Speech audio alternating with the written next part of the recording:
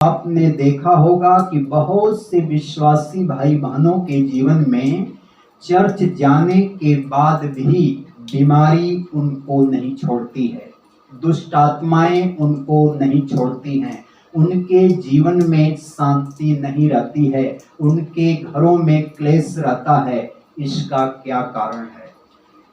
इसका एक ही कारण है कि वे अपनी जीभ को कंट्रोल में नहीं रखते।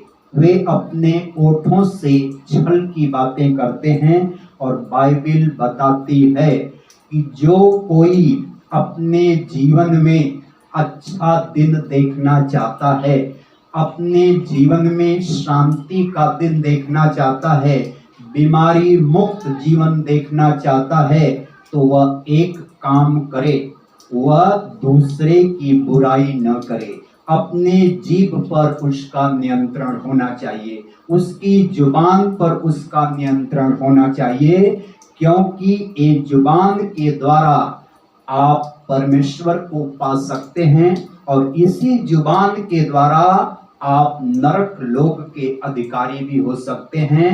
जैसा आप इस जुबान का इस्तेमाल करते हैं, परमेश्वर वैसा ही आपको आशीष भी देता है, क्योंकि इस जुबान से आप परमेश्वर की महिमा करते हैं और इसी जुबान से आप गाली भी देते हैं, इसी जुबान से आप दूसरों को श्राप भी देते हैं। आप इस्तेमाल जिस जुबान का करते हैं वह परमेश्वर की महिमा के लिए बनाया गया है।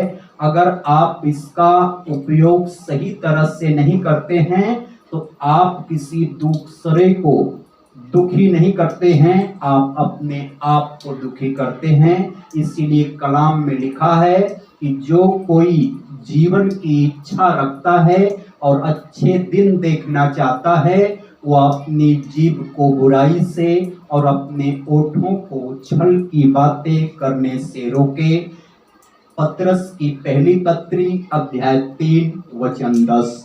तो जो कोई भाई बहन अपने जीवन में अच्छा दिन देखना चाहता है, चंगाई वाला दिन देखना चाहता है, बीमारी मुक्त जीवन देखना चाहता है, अपने घरों में शांति देखना चाहता है, अपने बच्चों को वह पढ़ते हुए देखना चाहता है, तो वह अपनी जीभ का सही इस्तेमाल करे, अपने ओठों का सही इस्तेमाल करे, वह बुराई को छोड़े और भलाई ही करे, तो परमेश्वर उसके जीवन में अच्छे दिन को दिखाएगा।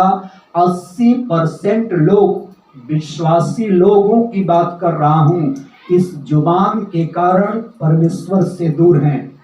वे कलीसिया जाते हैं, प्रभु के वचन को सुनते हैं, 4-6 घंटा चर्च में बिताते हैं, लेकिन जब वो बाहर आते हैं तो उनका स्वभाव संसार के समान फिर हो जाता है। उनके जीवन में वचन जड़ नहीं पकड़ पाता है और वे अपने जीवन में परमेश्वर की आशीष से वंचित हो जाते हैं और परमेश्वर उन्हें चाहकर भी अपनी आशीष नहीं देता है, क्योंकि वे परमेश्वर में बने नहीं रहते हैं। जब तक आप परमेश्वर में जड़ नहीं पकड़ेंगे, जब तक आप विश्वास की बुनियाद पर खड़े नहीं होंगे, जब तक आप परमेश्वर से प्रार्थना करने वाले योद्धा न बनेंगे और अपने चाल चलन को आप नहीं बदलेंगे, आपको परमेश्वर से कुछ भी नहीं मिल सकता है। इसीलिए आजकल बहुत से विश्वासी भाई बहन चर्च जाते हैं, लेकिन वे अपने जीवन में बीमारी से मुक्ति नहीं पाते, अपने जीवन में वे कभी शांति को देख नहीं पाते हैं। उनके घरों में कलह होता है, उनके बच्चे उनकी आज्ञा का पालन नहीं करते।